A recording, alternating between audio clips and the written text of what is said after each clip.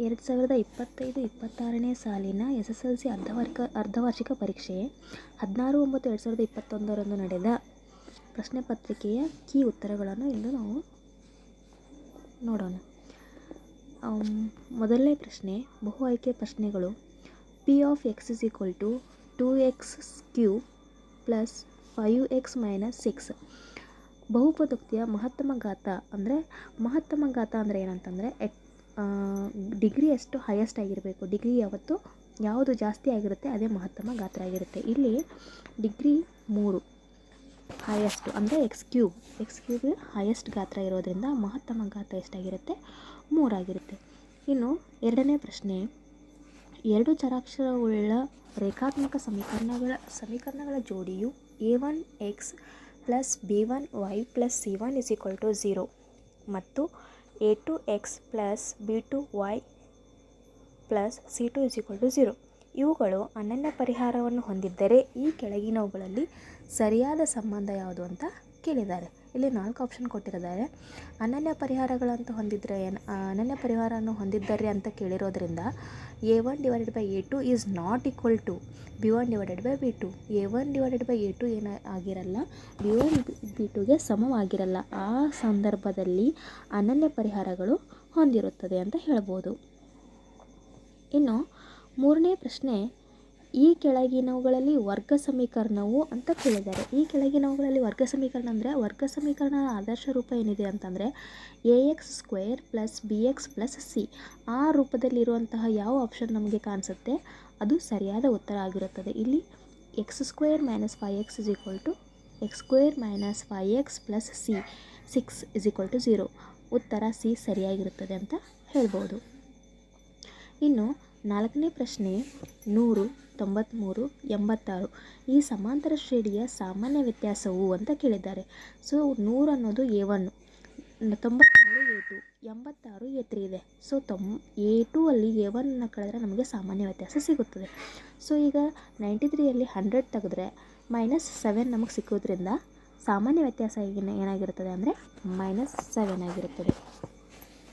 ಅದೇ ರೀತಿ ಐದನೇ ಪ್ರಶ್ನೆ, ಒಂದು ಸಮಾಂತರ ಶ್ರೇಣಿಯ nನೇ ಪದ 5n + 3 ಆದಾಗ ಶ್ರೇಣಿಯ ಮೂರನೇ ಪದವು ಅಂತ ಕೇಳಿದ್ದಾರೆ. ಈಗ ಶ್ರೇಣಿಯ ಮೂರನೇ ಪದ ಅಂದಾಗ n ಪದವು 3 ಆಗಿರುತ್ತದೆ. n ಅಂತಂದರೆ n ಇರುವಲ್ಲಿ ನಾವು 3 ಹಾಕಿದರೆ ನಮಗೆ ಉತ್ತರ ಸಿಗುತ್ತದೆ.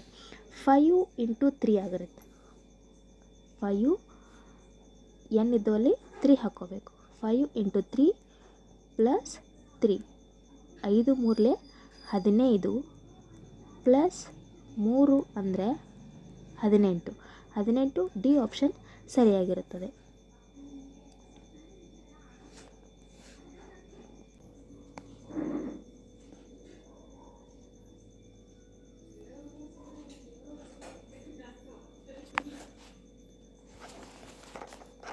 ಇಲ್ಲಿ ಒಂದು ಸಮಾಂತರ ಶ್ರೇಣಿಯ nನೇ ಪದ 5n + 3 ಆದಾಗ ಶ್ರೇಣಿಯ ಮೂರನೇ ಪದವು 18 ಆಗಿರುತ್ತದೆ.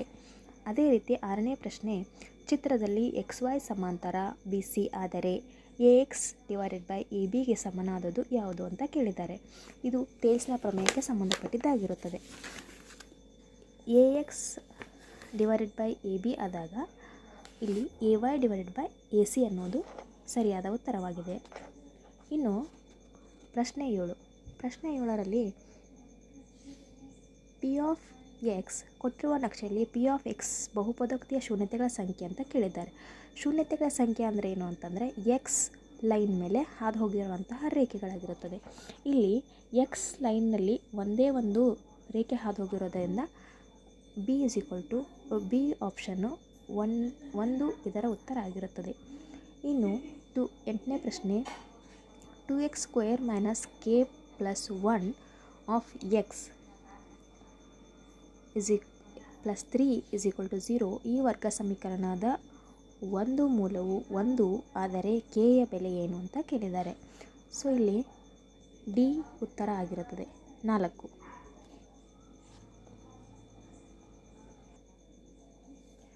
ಇನ್ನು ಎರಡನೇ ಮೇನ್ನಲ್ಲಿ 1ನೇ ಪ್ರಶ್ನೆ, ಅಂಕಗಣಿತದ ಮೂಲ ಪ್ರಮೇಯವನ್ನು ನಿರೂಪಿಸಿ ಅಂತ ಕೇಳಿದ್ದಾರೆ. ಅಂಕಗಣಿತದ ಮೂಲ ಪ್ರಮೇಯ ಪ್ರತಿಯೊಂದು ಸಂಯುಕ್ತ ಸಂಖ್ಯೆಯನ್ನು ಅವಿಭಾಜ್ಯಗಳ ಗುಣಲಬ್ಧವಾಗಿ ವ್ಯಕ್ತಪಡಿಸಬಹುದು, ಅಪವರ್ತಿಸಬಹುದು ಮತ್ತು ಈ ಅಪವರ್ತಿಸುವಿಕೆಯ ಅವಿಭಾಜ್ಯ ಅಪವರ್ತನಗಳ ಘಟಿಸುವ ಕ್ರಮವನ್ನು ಹೊರತು ಅನನ್ಯವಾಗಿರುತ್ತದೆ. ಅದೇ ತೆರನಾಗಿ ಎರಡು ಚರಾಕ್ಷರವುಳ್ಳ ರೇಖಾತ್ಮಕ ಸಮೀಕರಣಗಳ ಜೋಡಿಯು ಅಸ್ಥಿರವಾಗಿದ್ದರೆ ಅವು ಎಷ್ಟು ಪರಿಹಾರಗಳನ್ನು ಹೊಂದಿರುತ್ತದೆ ಅಂತ ಪ್ರಶ್ನೆ ಕೇಳಿದ್ದಾರೆ.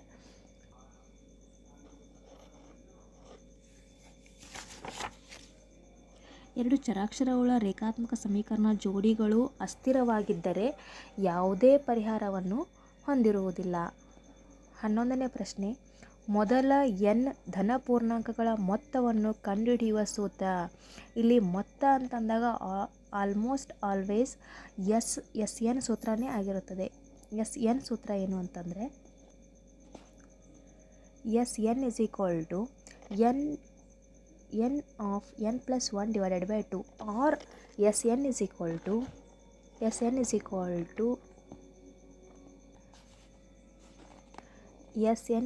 to n by 2 of 2a plus n minus 1 into d.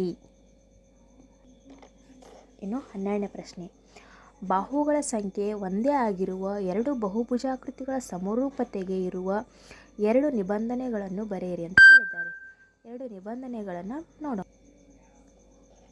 ಬಾಹುಗಳ ಸಂಖ್ಯೆ ಒಂದೇ ಆಗಿರುವ ಎರಡು ಬಹುಭುಜಾಕೃತಿಗಳ ಸಮರೂಪತೆಗೆ ಇರುವ ಎರಡು ನಿಬಂಧನೆಗಳು ಯಾವಂತಂದರೆ ಬಾಹು ಬಾಹು ಬಾಹು ಮತ್ತು ಸಮರೂಪತೆಯ ನಿರ್ಧಾರಕ ಗುಣವೂ ಆಗಿರುತ್ತದೆ.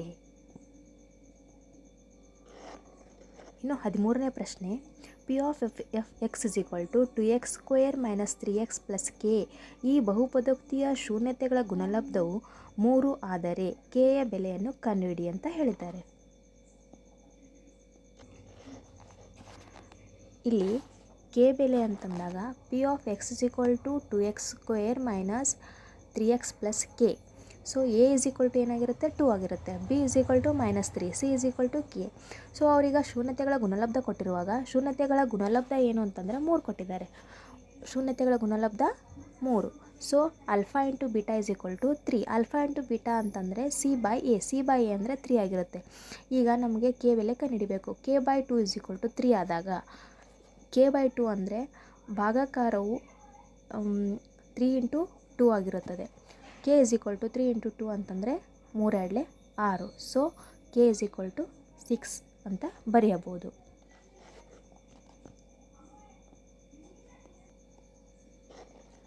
ಒಂದು ಸಮಾಂತರ ಶ್ರೇಣಿಯ 3 ಕ್ರಮಾನುಗತ ಪದಗಳ ಮೊತ್ತ 21 ಆದರೆ ಎರಡನೇ ಪದವನ್ನು ಕಂಡುಹಿಡಿಯಿರಿ ಅಂತ ಹೇಳಿದ್ದಾರೆ. 3 ಕ್ರಮಾನುಗತ ಅಂತಂದರೆ A1 A2 A3.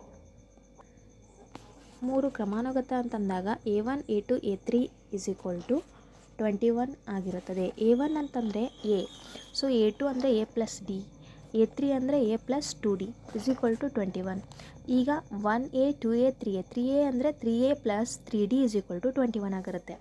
3 ಮತ್ತು 3 ಇದರಲ್ಲಿ 3 ಕಾಮನ್ ತೆಗೆದಾಗ 3 is equal to 3 of A plus d ಅಂತ ಬಂತು, is equal to 21. A plus d is equal to 3 divided by ಆದಾಗ 21 ಬಾಗಿಲೆ 3 ಆಯಿತು. A ಪ್ಲಸ್ ಡಿ ಅಂದರೆ 7. ಸೊ ಎರಡನೇ ಪದ ಏನಾಗಿರುತ್ತದೆ ಅಂತಂದ್ರೆ a plus d is equal to 7 ಅಂತ ಬರಿಬೋದು. ಅದೇ ಥರನಾಗಿ 15ನೇ ಪ್ರಶ್ನೆ, 3 ಬ್ಯಾಟ್ ಮತ್ತು 2 ಚೆಂಡುಗಳ ಒಟ್ಟು ಬೆಲೆಯು 700 ಆಗಿದೆ. ಒಂದು ಚೆಂಡಿನ ಬೆಲೆ ₹50 ಆದರೆ ಒಂದು ಬ್ಯಾಟ್ನ ಬೆಲೆ ಎಷ್ಟು ಅಂತ ಕಂಡುಹಿಡಿಬೇಕು.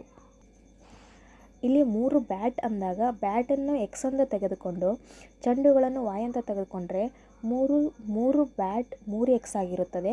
ಅದೇ ರೀತಿಯಾಗಿ 2 ಚೆಂಡು 2y ಆಗಿರುತ್ತದೆ. ಒಟ್ಟು ಬೆಲೆಯು 700 ಆದಾಗ ಒಂದು ಚೆಂಡಿನ ಬೆಲೆ ₹50 ಅಂದರೆ ಚೆಂಡು ಅಂದಾಗ ನಾವು ವಾಯ್ ತೊಗೊಂಡಿದ್ದೀವಿ. ಸೊ ವಾಯ್ ಇದ್ದಲ್ಲೇ ನಾವು ಏನು ಹಾಕೋಬೇಕು 50 ಹಾಕೋಬೇಕು. ಒಂದು ಬ್ಯಾಟ್ನ ಬೆಲೆಯನ್ನು ಕಂಡುಹಿಡಿಯಬೇಕು ಅಂತಂದರೆ 3x 2 into 50 is equal to 700. So 3x as it is 50 into 2 is 100, 700 as it is 700.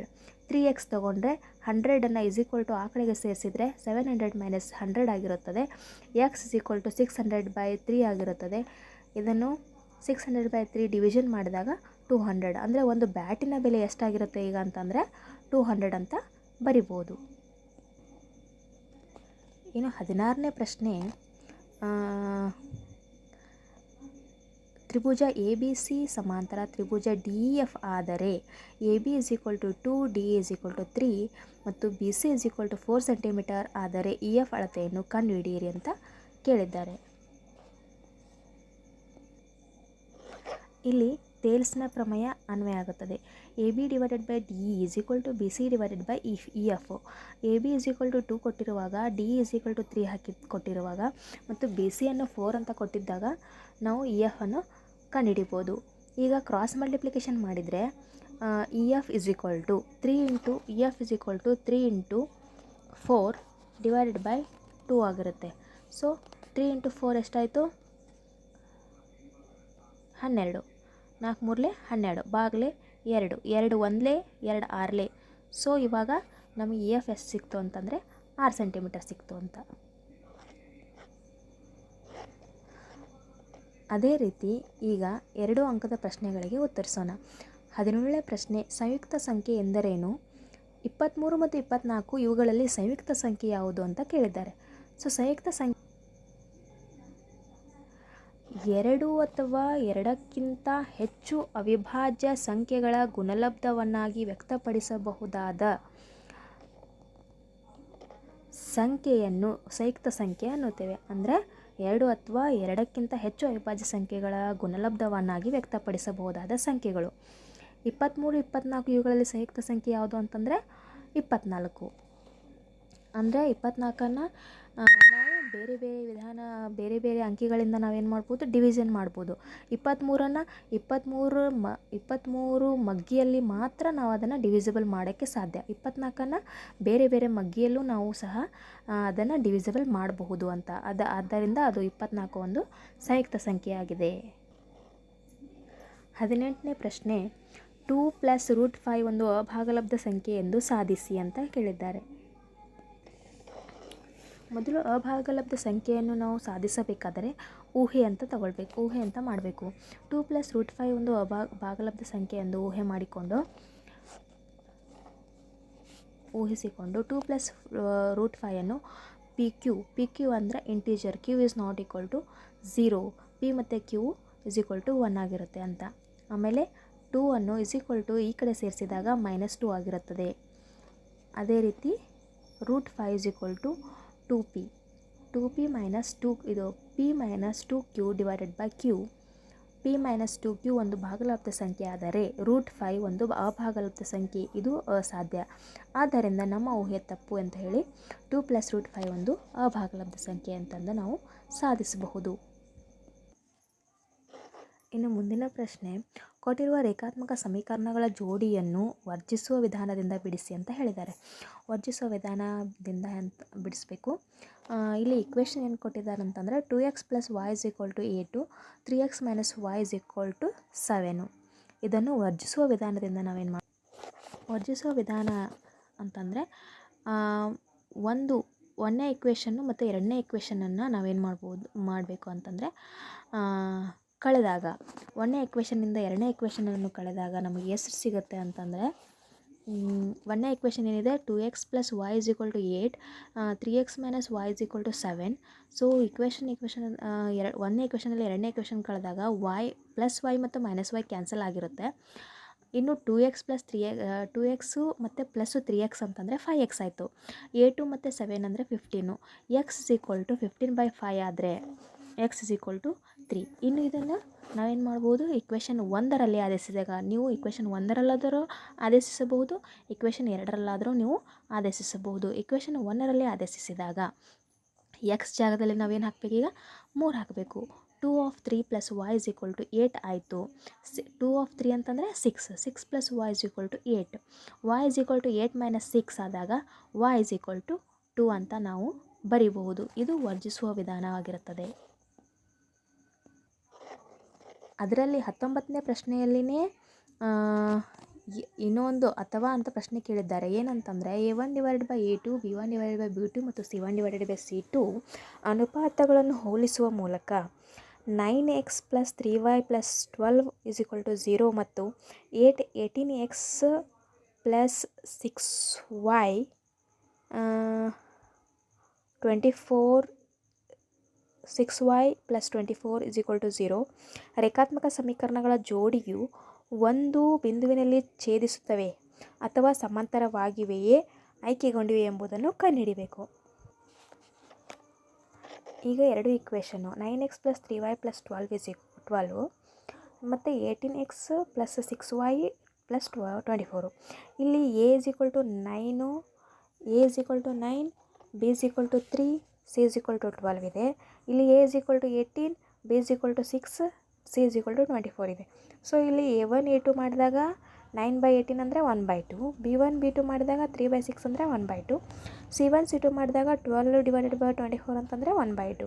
So ಇಲ್ಲಿ 3 a1/a2, b1/b2, c1/c2 ಈಕ್ವಲ್ ಆಗಿರುವಾಗ ರೇಖೆಗಳು ಆಯ್ಕೆಗೊಂಡಿರುತ್ತವೆ.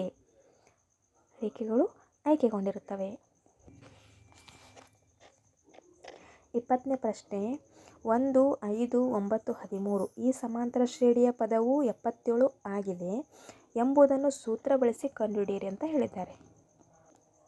ಇಲ್ಲಿ a = 1, d = 5ರಲ್ಲಿ 1 ಕಳೆದ್ರೆ 4, an ಅಂತಂದರೆ 77ನೇ ಪದ ಅಂತ ಹೇಳಿದ್ದಾರೆ. ನಾವು n ಕಂಡುಹಿಡಿಬೇಕೀಗ.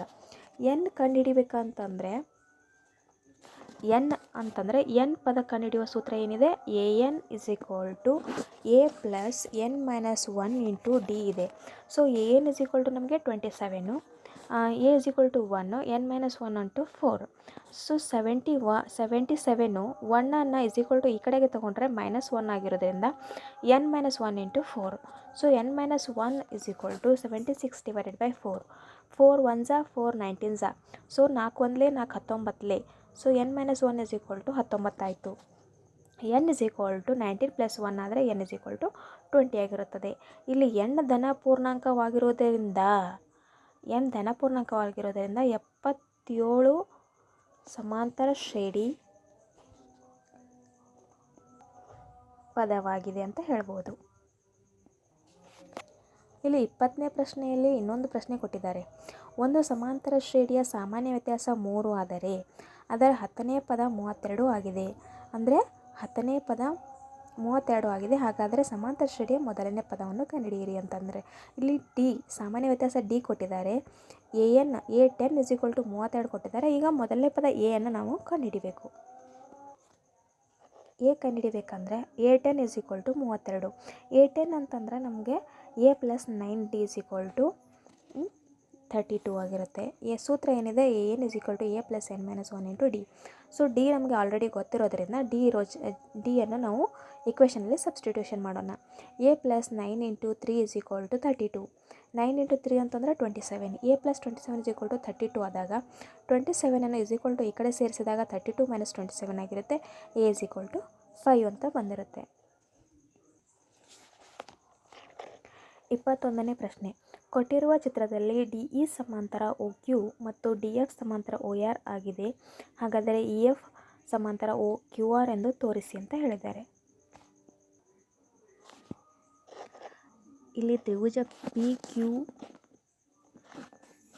ನಲ್ಲಿ DE ಸಮಾಂತರ QR ಅನ್ನು ದತ್ತ ಅಂದರೆ ಚಿತ್ರದಲ್ಲೇ ಕೊಟ್ಟಿರುವ ಹಾಗೆ. ಇನ್ನು PD / DO PE / EQ ಮೂಲ ಸಮಾನುಪಾತತೆಯ ಪ್ರಮೇಯ ಅಂತ. ಅದೇ ರೀತಿ POR ನಲ್ಲಿ DF ಸಮಾಂತರ OQ ಅನ್ನೋದು ಚಿತ್ರದಲ್ಲಿ ಕೊಟ್ಟಿರುವ ಹಾಗೆ ಇದು ದತ್ತಾಂಶವಾಗಿದೆ. ಅದು PD / DO ಮತ್ತು PF / FR ಮೂಲ ಸಮಾನುಪಾತತೆಯ ಪ್ರಮೇಯ. ಇದು ಇಕ್ವೇಷನ್ 1 ಮತ್ತು ಇಕ್ವೇಷನ್ 2ರಿಂದ ಅಂತ ತಗೊಂಡು ಮೂಲ ಸಮಾನುಪಾತತೆಯ ಪ್ರಮೇಯವನ್ನು ನಿರೂಪಿಸಿದಾಗ ನಮಗೆ PQR ನಲ್ಲಿ ಮೂಲ ಸಮಾನುಪಾತತೆಯ ವಿಲೋಮದ ಪ್ರಕಾರ EF = QR ಅಂತ ಬರ್ತದೆ.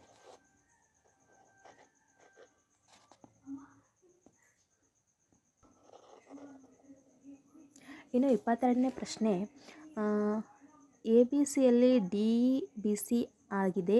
AD = x, DB = x - 4, EE = x + 4, EC = x - 2 ಆದರೆ x ನ ಬೆಲೆ ಕಂಡುಹಿಡಿಯಿರಿ ಅಂತ ಹೇಳಿದ್ದಾರೆ. So AE = x - 4, EC = x - 2, AD = x, DB = x - 4. ಇನ್ನು x ನ ಬೆಲೆಯನ್ನು ಸೊ ಇದು ಕೂಡ ಮೂಲ ಸಮಾನುಪಾತತೆಯ ಪ್ರಮೇಯದ ಪ್ರಕಾರವಾಗಿರುತ್ತದೆ. A D is equal to D B is equal to A D divided by D B is equal to A E divided by E C. A D ಅಷ್ಟು x, D B x minus 4, A E x plus 4, E C x minus 2. X into x minus 2 is equal to x plus x minus 4 x plus 4. X minus 4 ಮತ್ತು X plus 4 ಅಂತಂದರೆ A plus B A minus B ಅಂತಂದರೆ A square minus B square ಆಗಿರೋ ಹಾಗೆ x square minus B square ಅಂದರೆ ಇಲ್ಲಿ 4 square ಆಗಿರುತ್ತೆ.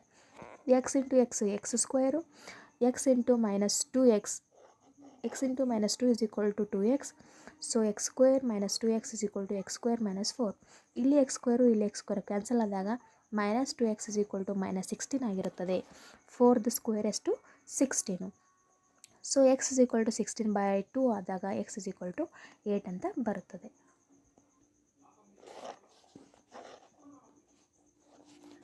ಈಗ 23ನೇ ಪ್ರಶ್ನೆ. ಒಬ್ಬ ಶಿಕ್ಷಕರ ಬಳಿ 96 ಪೆನ್ ಮತ್ತು 128 ಪೆನ್ಸಿಲ್ಗಳಿವೆ. ಯಾವುದೇ ಪೆನ್ ಮತ್ತು ಪೆನ್ಸಿಲ್ಗಳು ಉಳಿಯದಂತೆ ಗರಿಷ್ಠ ಎಷ್ಟು ವಿದ್ಯಾರ್ಥಿಗಳಿಗೆ ಸಮನಾಗಿ ಪೆನ್ನು ಮತ್ತು ಪೆನ್ಸಿಲ್ಗಳನ್ನು ವಿತರಣೆ ಮಾಡಬಹುದೆಂದು ಕಂಡುಹಿಡಿಯುವುದು. ಈಗ ಪೆನ್ನು ಮತ್ತು ಪೆನ್ಸಿಲ್ಗಳ ವಿತರಣೆಯನ್ನು ನಾವು ಕಂಡುಹಿಡಬೇಕಾಗಿದೆ. ಇಲ್ಲಿ 96 ಮತ್ತು 122 ಮಸವನ್ನು ಕಂಡುಹಿಡಿದಾಗ ನಮಗೆ ಎಷ್ಟು ವಿತರಿಸಿದ್ದಾರೆ ಅಂತಂದು ಸಿಗುತ್ತದೆ. ಸೊ ಮಸ ಹೇಗಂತಂದರೆ 96 2 4 8 16 ಆಗುತ್ತೆ. 2 8 16, 2 2 4 2 4 8, 2 1 2 2 2 4, 2 3 6, 2 6 12, 2 3 6, 3 1 3. ಅದೇ ಥರನಾಗಿ 128, 2 64 128, 2 32 164, ಸರಿ 2 16 32, 2 8 16, 2 4 8, 2 2 4 ಮತ್ತು 1. ಇಲ್ಲಿ 2 into 2 into 2 into 2 into 2 into 3 ಅಂದರೆ 5 2s ರಿಪೀಟ್ ಆಗಿದ್ದಾವೆ. ಇಲ್ಲಿ 5 2 ರಿಪೀಟ್ ಆಗಿದ್ದಾವೆ. ಸೊ ಮಸ ತೆಗಿಬೇಕಂತಂದರೆ ನಾವು ಇಲ್ಲಿ 2 2 5 ಟಿ ರಿಪೀಟ್ ಆಗಿರೋದ್ರಿಂದ 5 2ಗಳು ರಿಪೀಟ್ ಆಗಿರೋದರಿಂದ 2 2 4, 4 2 8, 8 2 16, 16 2 32 ಅಂತ ಬರಿಬಹುದು. ಇನ್ನು 24ನೇ ಪ್ರಶ್ನೆ. ಎ ಮತ್ತು ಬಿ ಇಬ್ಬರು ವಿದ್ಯಾರ್ಥಿಗಳ ಬಳಿ ಒಟ್ಟು 25 ಗೋಲಿಗಳಿವೆ. ಪ್ರತಿಯೊಬ್ಬರು 5 ಗೋಲಿಗಳನ್ನು ಕಳೆದುಕೊಂಡರು. ಈಗ ಅವರ ಬಳಿ ಉಳಿಯುವ ಗೋಲಿಗಳ ಗುಣಲಬ್ಧವು 50 ಆಗುತ್ತದೆ. ಅವರ ಬಳಿ ಇದ್ದ ಗೋಲಿಗಳ ಸಂಖ್ಯೆಯನ್ನು ಕಂಡುಹಿಡಿಯಲು ವರ್ಗ ಸಮೀಕರಣವನ್ನು ಆದರ್ಶ ರೂಪದಲ್ಲಿ ರಚಿಸಿ ಅಂತ ಕೇಳಿದ್ದಾರೆ. ಅಂದಾಗ ನಾವೀಗ ಎ ಬಿ ಇಬ್ಬರು ವಿದ್ಯಾರ್ಥಿಗಳ ಬಳಿ ಇರುವ ಒಟ್ಟು ಗೋಲಿಗಳು ಸಂಖ್ಯೆ ಎಕ್ಸ್ ಆಗಿರಲಿ ಅಂತ ತಗೋಬೇಕು. ಇನ್ನು ಬಿ ಬಳಿ ಇರುವ ಗೋಲಿಗಳ ಸಂಖ್ಯೆ 25 ಮೈನಸ್ ಎಕ್ಸ್ ಆಗುವುದು. 5 ಗೋಲಿಗಳನ್ನು ಕಳೆದುಕೊಂಡಾಗ -5 ಮಾಡಬೇಕಾಗತ್ತೆ. 5 ಗೋಲಿಗಳು ಕಳೆದುಕೊಂಡಾಗ. So a into b is equal to 50, x minus 5, 25 minus x minus 5 is equal to 50, x minus 5 is equal to 20 minus x is equal to 50 ಆಗಿದ್ದಾಗ ಇವನ್ನ ಗುಣಿಸಬೇಕು. X into 20 20x, x into x square, 5 into 20 100 minus 100, 5 into x minus plus 5x 50.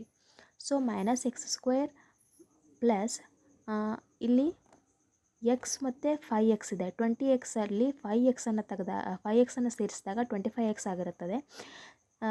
Minus 100 is equal to 50 0. So minus x square plus 25 is minus 150 is equal to 0. ಇದನ್ನು ವರ್ಗ ಸಮೀಕರಣದ ಆದರ್ಶ ರೂಪ ಏನಿದೆ, a x square plus b x plus c is equal to 0.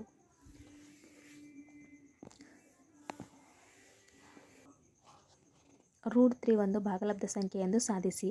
ಆವಾಗಲೇ ಭಾಗಲಬ್ಧ ಎಂದು ಸಾಧಿಸಿದ್ದೀವಲ್ಲ, ಅದೇ ಥರನಾಗಿ ಇದು ಮಾಡಿದರೆ ಸಾಲ್ವ್ ಆಗುತ್ತೆ. ಇನ್ನು 510 ಮತ್ತು 92 ಸಂಖ್ಯೆಗಳ ಲಸ ಮತ್ತು ಮಸಗಳನ್ನು ಅವಿಭಾಜ್ಯ ಅಪವರ್ತನ ವಿಧಾನದಿಂದ ಕಂಡುಹಿಡಿದು ಲಸ ಮಸ ಸಂಖ್ಯೆಗಳ ಗುಣಲಬ್ಧವನ್ನು ತಾಳೆ ನೋಡಬೇಕು. ಇಲ್ಲಿ √3 ಒಂದು ಭಾಗಲಬ್ಧ ಸಂಖ್ಯೆ ಎಂದು ಸಾಧಿಸುವಾಗ ಇದು ಒಂದು ಭಾಗಲಬ್ಧ ಸಂಖ್ಯೆ ಅಂತಂದು ಊಹೆ ಮಾಡಿಕೊಂಡು ನಾವು √3ಯನ್ನು p/qಗೆ ಮಾಡಿಕೊಂಡು 2 ಪೂರ್ಣಾಂಕಗಳೊಂದಿಗೆ ಹೊರತುಪಡಿಸಿ ಯಾವುದೇ ಸಾಮಾನ್ಯ ಅಪವರ್ತ ಇರುವುದಿಲ್ಲ. √3 = p/q ಆಗಿರುತ್ತದೆ. ಎರಡೂ ಬದಿ ವರ್ಗಗೊಳಿಸಿದಾಗ root 3 Q square is equal to P square ಆಗಿರುತ್ತದೆ. 3 Q square is equal to P square, ಇದನ್ನು ಇಕ್ವೇಷನ್ ನಂಬರ್ 1 ಅಂತ ತೆಗೆದುಕೊಂಡು 3 ಮತ್ತು ಪಿ ಸ್ಕ್ವೇರನ್ನು ಭಾಗಿಸುತ್ತದೆ. 3p ಯನ್ನು ಭಾಗಿಸುತ್ತದೆ. p is equal to 3m ಆಗಿರಲಿ ಎಂದು ತೆಗೆದುಕೊಂಡಾಗ 3 Q square is equal to 3m square ಆಗಿರುತ್ತದೆ. 3 Q square 3m square, q square is equal to ಅಂದರೆ 3 1 3 3 Q square is equal to 3m square ಆಗಿರುತ್ತದೆ. ರೂಟ್ 3 ಒಂದು ಭಾಗಲಬ್ಧ ಸಂಖ್ಯೆ ಎಂದು ಸಾಧಿಸಬಹುದು. ಅದೇ ಥರನಾಗಿ ಅಲ್ಲಿ 25ನೇ ಪ್ರಶ್ನೆಯನ್ನು ಕೇಳಿದರು. 25ನೇ ಪ್ರಶ್ನೆ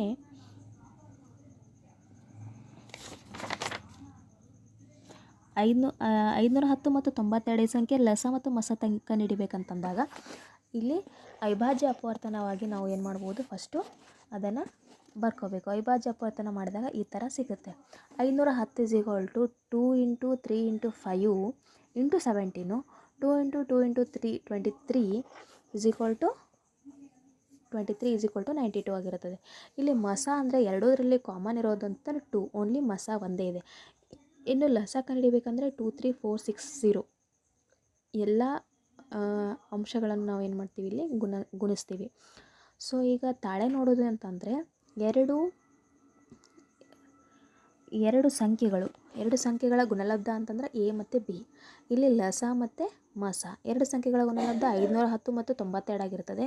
ಲಸ 2 ಮತ್ತು 2 3 4 6 0 ಆದಾಗ ಎರಡು ಸಮವಾಗಿ ಸಿಕ್ಕಾಗ 46,920, ಇಲ್ಲೇನೂ 46,920 ಸಿಕ್ಕಾಗ ನಮ್ಮ ಉತ್ತರ ಸರಿಯಾಗಿದೆ ಅಂತಂದು ನಾವು ಬರೀಬಹುದು.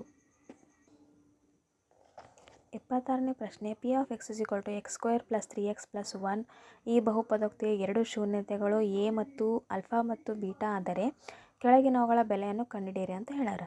1/α + 1/β 1ನೇ ಪ್ರಶ್ನೆ. 2ನೇ ಪ್ರಶ್ನೆ ಈಸ್ α² ಮತ್ತು β² ನಾವು ಕಂಡುಹಿಡಿಬೇಕಾಗಿದೆ.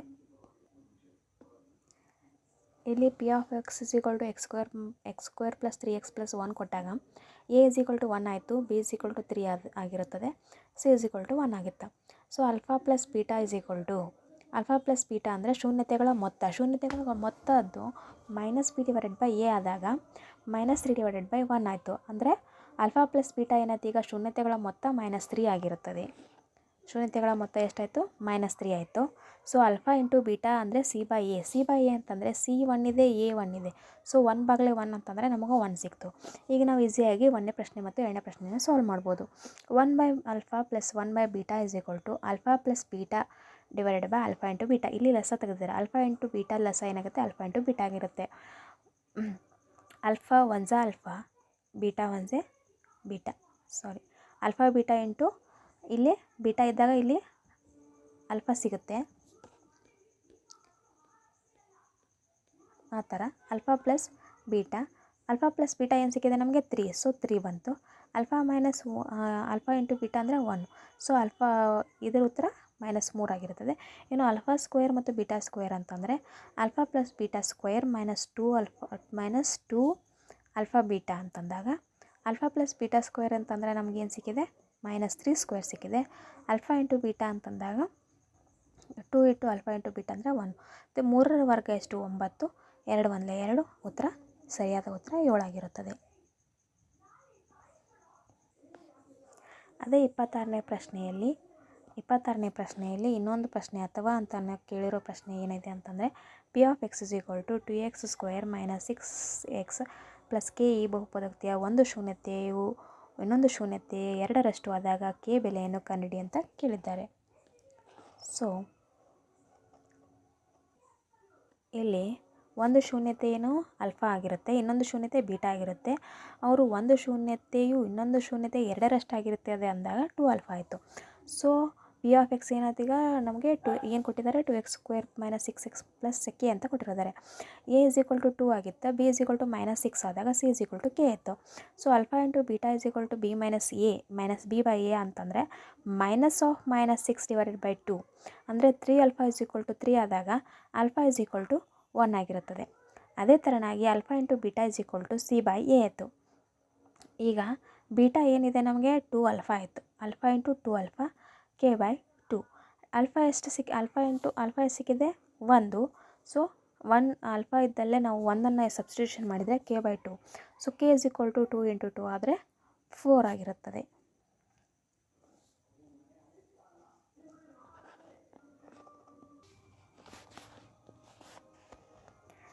27ನೇ ಪ್ರಶ್ನೆ. ಒಂದು ರೈಲು 480 ಕಿಲೋಮೀಟರ್ ದೂರವನ್ನು ಏಕರೂಪದ ಜವದೊಂದಿಗೆ ಕ್ರಮಿಸುತ್ತದೆ.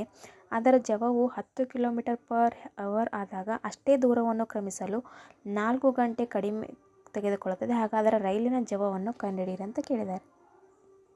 ಇಲ್ಲಿ ರೈಲಿನ ಜವ x ಕಿಲೋಮೀಟರ್ ಆಗಿರಲಿ, ರೈಲಿನ ಜವ x km/h ಆಗಿರಲಿ, ಕ್ರಮಿಸಿದ ದೂರ 480 ಕಿಲೋಮೀಟರ್, ತೆಗೆದುಕೊಂಡ ಕಾಲ ದೂರ / ಜವ ಆಗಿರುತ್ತದೆ.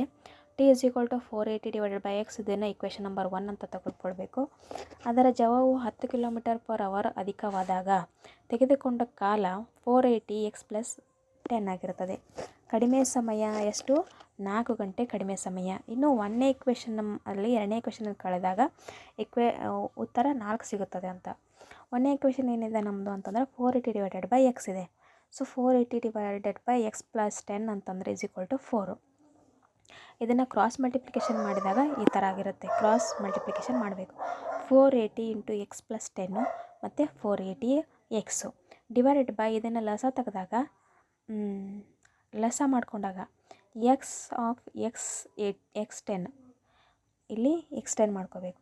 ಸೊ = 4 ಆಯ್ತು. 4800 480x = 4. ಸೊ 480 ಮತ್ತು 480 ಕ್ಯಾನ್ಸಲ್ ಆದಾಗ 4800 ಆಗುತ್ತೆ. 4800 / 4 ಆಯ್ತು ಅಂತಂದರೆ 4 1 4 1 4 4 2 8 2 0 ಮತ್ತು ಈ ಕಡೆಗೆ x² + 10x divided by x² + 10x ಅಂದರೆ x × x x², x × 10x 10x. So 1200 equation ಸಿಕ್ತು ನಮಗೆ, ವರ್ಗ ಸಮೀಕರಣ ಸಿಕ್ತು. x² + 10x -1200 = 0. ಸೊ 1200 ಡಿವೈಡ್ ಮಾಡಿದಾಗ 40 × 30 = 1200. 40 - 30 ಮಾಡಿದರೆ 10 ಸಿಗುತ್ತೆ.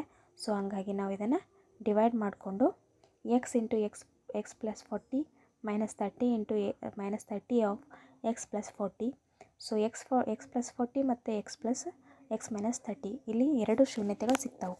x = ಒಂದು 40 ಆಗಿರುತ್ತೆ, ಒಂದು -40 ಮತ್ತು ಒಂದು +30. ಹಾಗಾದರೆ ರೈಲಿನ ಜವವು 30 km/h ಆಗಿರುತ್ತದೆ ಅಂತ ಹೇಳ್ಬೋದು.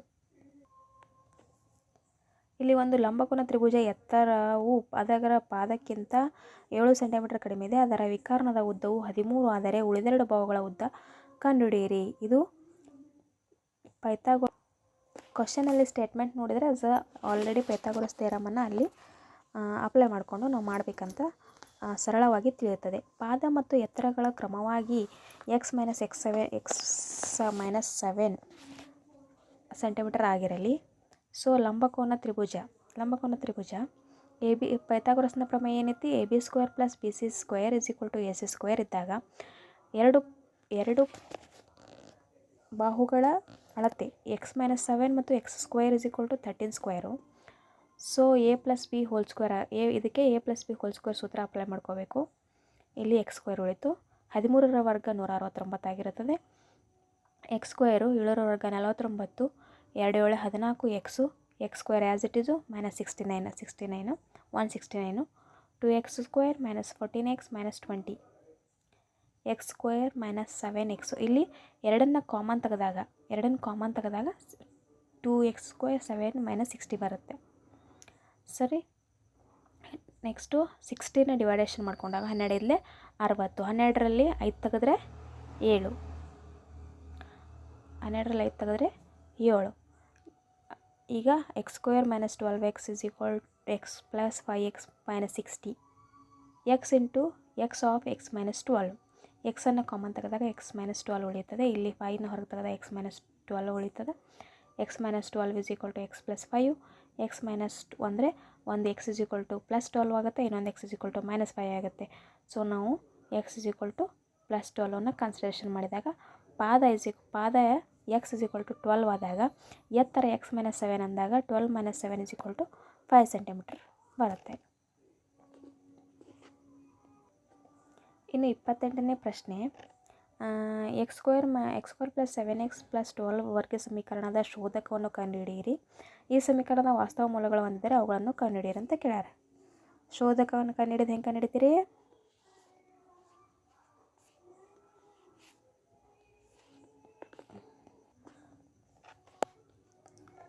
ಸೊ ಇಲ್ಲಿ a = 1 ಆಗಿರುತ್ತೆ, b = 7, c = 12. ಶೋಧಕದ ಬೆಲೆ ಕಂಡುಹಿಡಿಬೇಕಂದ್ರೆ ಡೆಲ್ಟಾ b² - 4ac ಅಂತ. b² ಅಂದರೆ 7 ಸ್ಕ್ವೇರು, 4 a ಅಂದರೆ 1, c ಅಂದರೆ 12. 7 ವರ್ಗ ಎಷ್ಟು? 49. ಮತ್ತು 12 48. ಸೊ ಡೆಲ್ಟಾ = 1 ಆಯಿತು. ಡೆಲ್ಟಾ = 1 ಅಂತಂದರೆ ಡೆಲ್ಟಾ > 1. ಮೂಲಗಳ ವಾಸ್ತವಗಳು ವಾಸ್ತವ ಮತ್ತು ಭಿನ್ನವಾಗಿದ್ದಾವೆ. ಮೂಲಗಳು ವಾಸ್ತವ ಮತ್ತು ಭಿನ್ನವಾಗಿದ್ದಾಗ ಈ ಸೂತ್ರ ಅಪ್ಲೈ ಮಾಡ್ಕೋಬೇಕು ನಾವು. b ± ರೂಟ್ ಆಫ್ ಡೆಲ್ಟಾ ಅಂದರೆ ಇದೆ b² - 4ac / 2a. So b² - 4ac ಎಷ್ಟು ಬಂದಿದೆ ನಮಗೆ ಅಂತಂದರೆ 1 ಬಂದಿದೆ. ಸೊ b ಅಂದರೆ -7 ಇದೆ /2 ಅದ. -7 -√1 / 2 1. -7 + 1 / √2. -7 -1 / 2. ಮೈನಸ್ ಪ್ಲಸ್ಸು ಇಲ್ಲೇ ಮೈನಸ್ಸು ಪ್ಲಸ್ಸು ಮೈನಸ್ ಮಾಡ್ಕೋಬೇಕಾದ್ರೆ 7 - 1 6/2 ಆಗುತ್ತೆ. ಇಲ್ಲಿ 8/2 ಆಗುತ್ತೆ. ಇದು -3x -3 -4.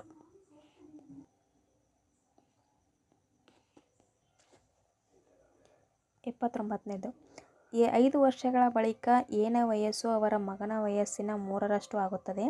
5 ವರ್ಷಗಳ ಹಿಂದೆ ಎನ ವಯಸ್ಸು ಅವರ ಮಗನ ವಯಸ್ಸಿನ ರಷ್ಟಿದೆ. ಅವರಿಬ್ಬರ ಈಗಿನ ವಯಸ್ಸು ಕಂಡುಹಿಡಿಯಿರಿ ಅಂತ ಕೇಳಿದ್ದಾರೆ.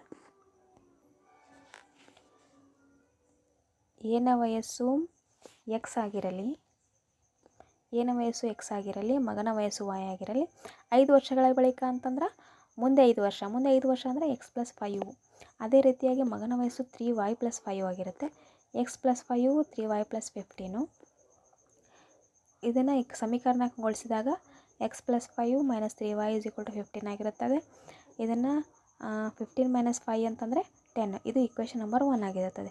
5 ವರ್ಷಗಳ ಹಿಂದೆ ಅಂದ್ರೆ x - 5 ಮಾಡ್ಕೋಬೇಕು. ಅದನ್ನು ನಾವು ಸಮೀಕರಣಕ್ಕೆ ರೂಪಕ್ಕೆ ತೆಗೆದುಕೊಂಡು ಬಂದಾಗ x - 7y = -30 ಆಗುತ್ತೆ. 1 ಮತ್ತು 2ರಿಂದ ನಾವು 1 ಮತ್ತು 2ರಿಂದ ಏನು ಮಾಡಬೇಕು? ಇಕ್ವೇಷನ್ ಫಾರ್ಮೇಷನ್ ಮಾಡಬೇಕು. ಈಗ 1ನೇ ಇಕ್ವೇಷನು ಇದಿದೆ, 2ನೇ ಇಕ್ವೇಷನು ಇದಾಗಿರೋದ್ರಿಂದ ಇಲ್ಲಿ ಪ್ಲಸ್ ಇರೋದ್ರಿಂದ ಇದು ಮೈನಸ್ ಆಗುತ್ತೆ.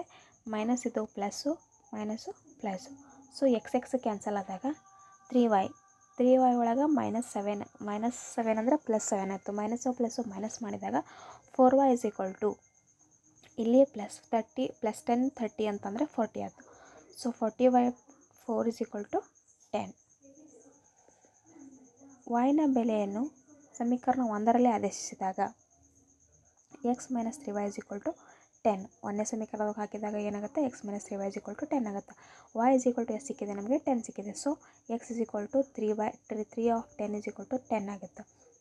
10 3 30. x - 30. ಈ 30 ಈ ಕಡೆ ತೆಗೆದಾಗ +30 ಆಗಿರೋದ್ರಿಂದ 10 + 30 = 40 ಆಗುತ್ತೆ. ಏನ ವಯಸ್ಸು ಅಂತಂದರೆ x = 40 ವರ್ಷ ಆಗುತ್ತೆ. ಮಗನ ವಯಸ್ಸು y = 10 ವರ್ಷ ಅಂತ ಬರೀಬೋದು.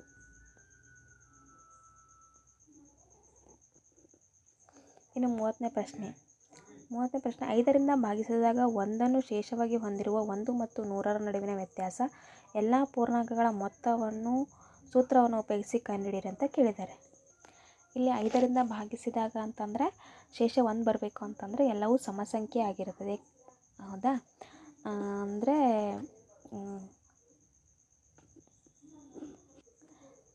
5ರಿಂದ ಭಾಗವಾಗಿ ಹೋದಾಗ ಶೇಷ 1 ಉಳಿಬೇಕು. ಅಂಥ ನಂಬರ್ಸ್ ಯಾವಂತಂದರೆ 6, 11, 16. 100ರೊಳಗಿನ ಅಂತಂದರೆ ಲಾಸ್ಟ್ ನಂಬರು 96. ಸೊ a = 6 ಆಗುತ್ತೆ. d = 5, an = 96, an ಗೊತ್ತಿಲ್ಲ, sn ಗೊತ್ತಿಲ್ಲ. So an = a + n - 1 × d. an = 96 ಆದಾಗ 6 + n - 1 × 5. n - 1 × 5 96 - 6. ಸರಿ n minus 1 is equal to 96 minus 6 ಅಂತಂದರೆ 90/5 ಆಗುತ್ತೆ. N minus 18 n minus 1 is equal to 18. N is equal to 18 plus 1 ಅಂತಂದಾಗ N is equal to 19. ಅದೇ ರೀತಿಯಾಗಿ ಈಗ ನಾವು ಎಸ್ ಎನ್ ಪದಗಳ ಮೊತ್ತವನ್ನು ಕಂಡುಹಿಡಿಯಬೇಕಾದಾಗ ಎಸ್ ಎನ್ ಸೂತ್ರ ಯೂಸ್ ಮಾಡ್ಕೋಬೇಕು.